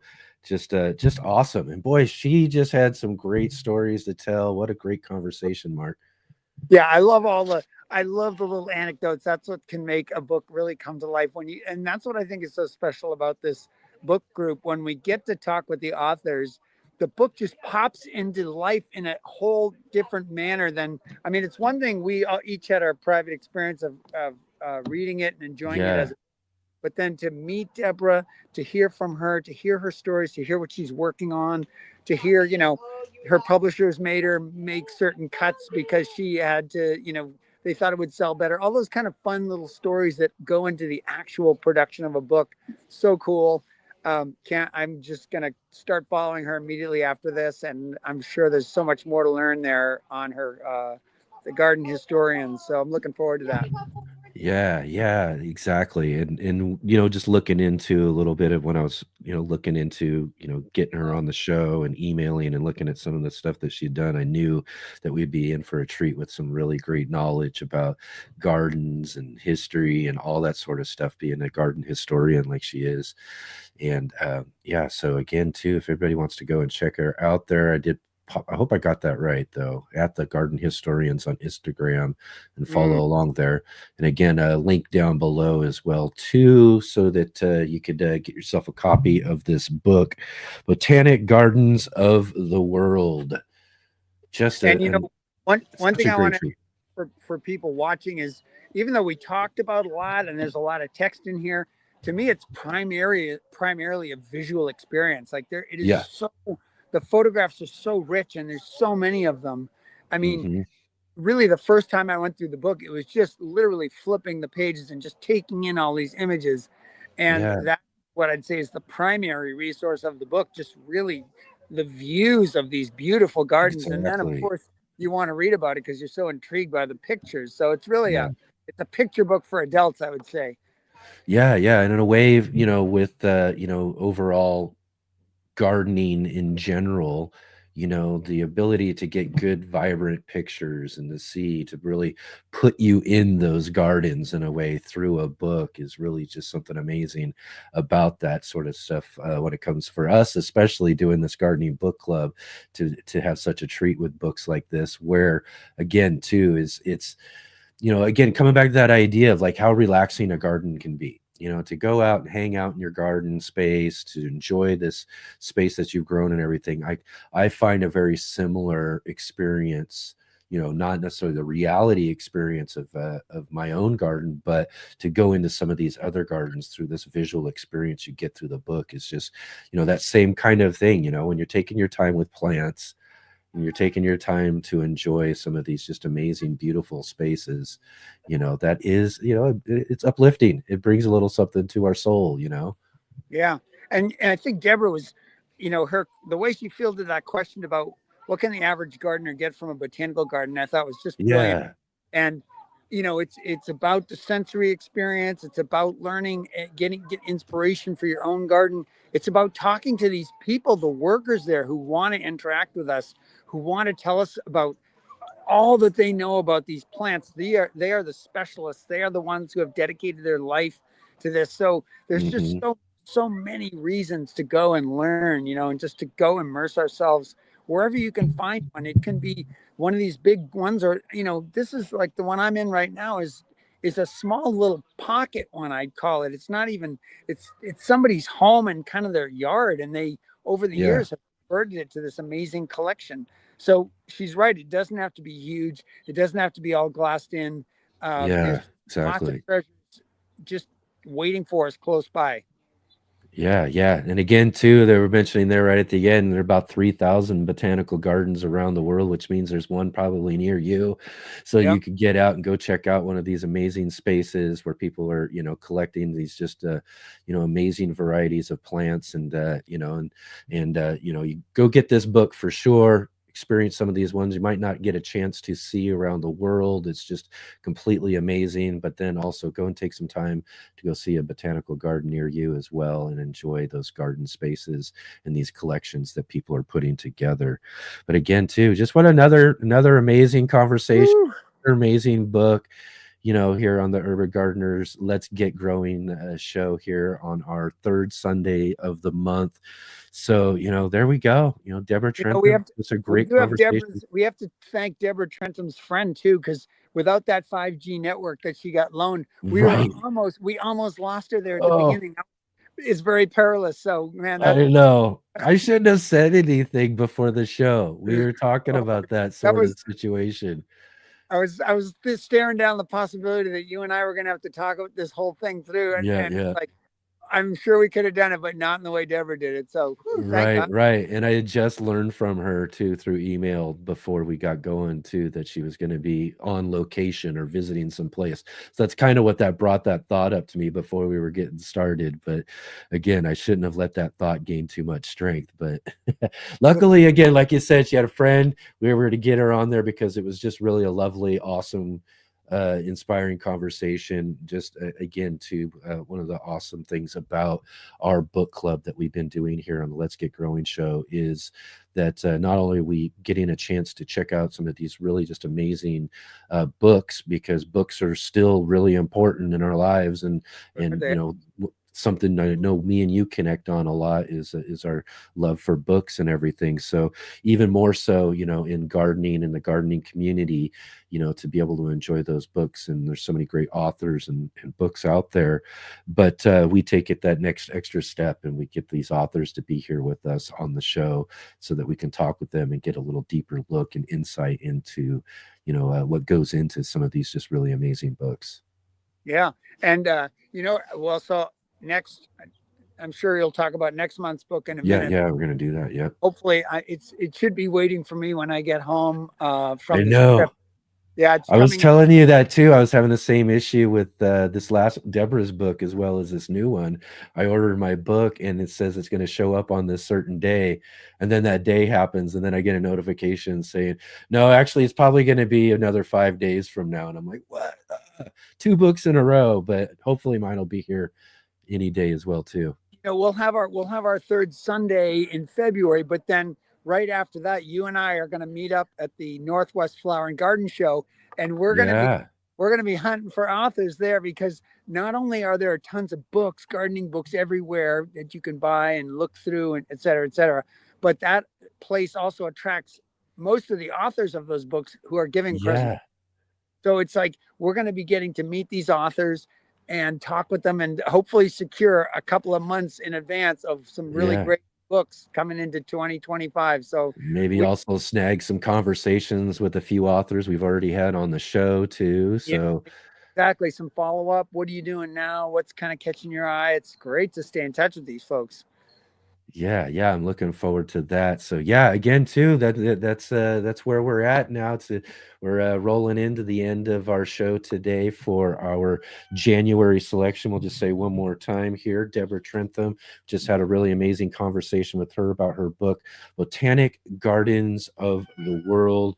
Really amazing book. Get down the link below. Get yourself a copy. You won't regret it, like I said. And then coming up here for our next month's book, and I don't got a copy of it, but we're going to be talking with Jennifer Jewell. Jennifer Jewell's book called What We Sow. And the book is on personal, ecological, and cultural significance of seeds.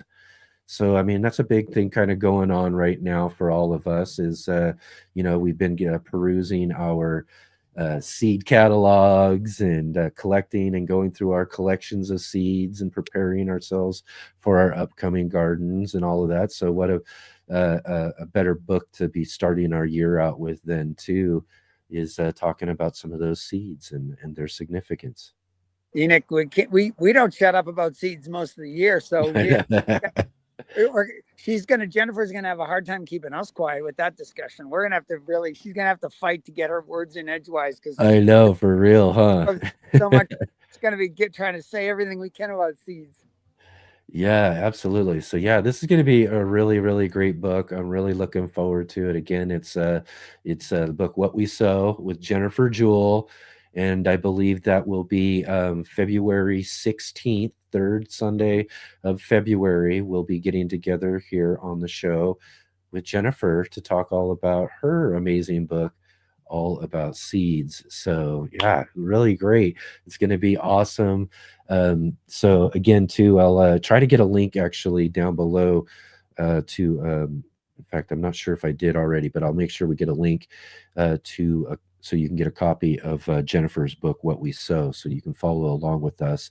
And again, too, not necessary, though. That's a great thing about this book club. Not necessary. I mean, you can just kind of catch an amazing conversation with us and the author this next month, like we did with Deborah today, and learn more about it. And then I'm sure that you probably want to get out and get the book after the conversation, though, for sure.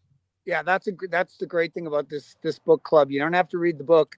You can just tune in, and then hopefully it is a motivation. I mean, I think if I were coming to this cold and I had just heard that presentation of over the last hour or so, I'd be like rushing to get the book. That, it'd be like, I got to get my hands on this. What is she talking about? This is so exciting. Exactly. Yeah. So again, too, like I said, man, what an amazing time.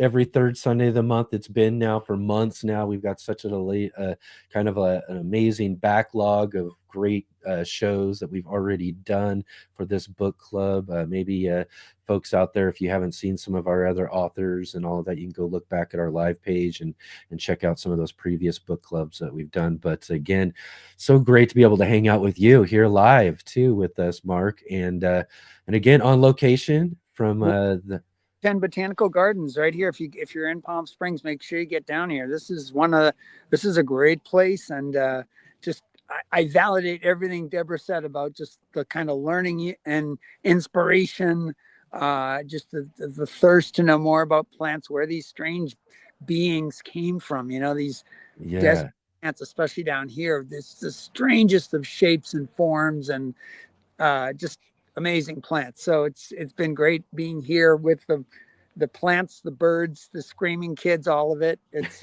really, yes, it's been good. That's great. Yeah, and always great to be with you, Enoch. Just always a pleasure, no matter where we're coming from. Yeah, no doubt. Absolutely. And I really look forward to this next month, this next book, What We Sow by Jennifer Jewell. And you can catch up with us again, like I said, third Sunday of February 16th. And we'll talk all about that great book and have you back with us live again, Marc. But again, here we are. Another great one. Thank you so much. One for the books, so to speak. Right on. Excellent. So we'll catch you here in a few. Okay, Enoch. Signing off to everybody. We'll see you next month. Join us and make sure you tell your friends too. Let's grow this community. Exactly. Your friends don't want to miss out on these conversations either. No, they don't. All right. Awesome. So great again to have in the books one more edition of our Sunday edition book club, monthly gardening book club here on the Let's Get Growing show. With our good friend Marc Boucher-Colbert joining with us live from the Morton Botanical Garden down there in Palm Springs, California. What a real treat today, talking all about Botanic Gardens. Great conversation today with Deborah Trentham and her book, Botanic Gardens of the World. And again, to really look forward to our next book club, like I said, with Jennifer Jewell, What We Sow. Really looking forward to this book. Can't wait to talk all about seeds again with all of you and for our next book club. And again, such a really great show today. And also thank you all so much for joining with us here today. It's really great to have you as well. If you didn't catch yesterday's show, you want to go back and check out yesterday's show, because remember, we are here every Saturday and Sunday at 11 a.m. Pacific Standard Time, 2 p.m. Eastern, right here on the Urban Gardener channel on YouTube. But you want to go back and check out yesterday's show. We had with us Marty Ware joining us from down under in Australia, from Marty's Garden. Marty joined with us to talk all about what he has growing on and what's basically his, we touched on that a little bit earlier. Australia, Southern Hemisphere, they're in a completely different season. They're well into summer down there. So we had a fun conversation talking about what he's got growing on in his garden and in his channel, Marty's Garden. We also got to meet Scott from New Garden Road for our Are You Following Me segment. Really great conversation with those two. You want to go back and check out yesterday's show for sure. And also coming up, we got some really great shows coming up for you. Like I said, we're here every Saturday and Sunday. So that means we're right back at it again this next week again for some really great shows, both our Saturday and our Sunday edition. Next week on the show, for Saturday's show, we've got joining with us Jenna from Growfully with Jenna. Jenna's returning to the show for another great conversation. She was on the show with us this last year, so it'll be really great to catch up with her and see what's been growing on with her. And then also for our Sunday edition next week, we also got joining with us Christopher Bransdahl, our good friend, joining us from up in the cold mountains of Norway. We're talking indoor hydroponic gardening and all that sort of stuff with Christopher, and our good friend Mike Van Doozy joining in with the conversation. We usually talking with Kang Starr when we get together with Christopher, but Kang can't join with us for this meetup, so we're going to get together and talk with Mike Van Doozy. He does some really amazing hydroponic microgreens growing, all sorts of stuff.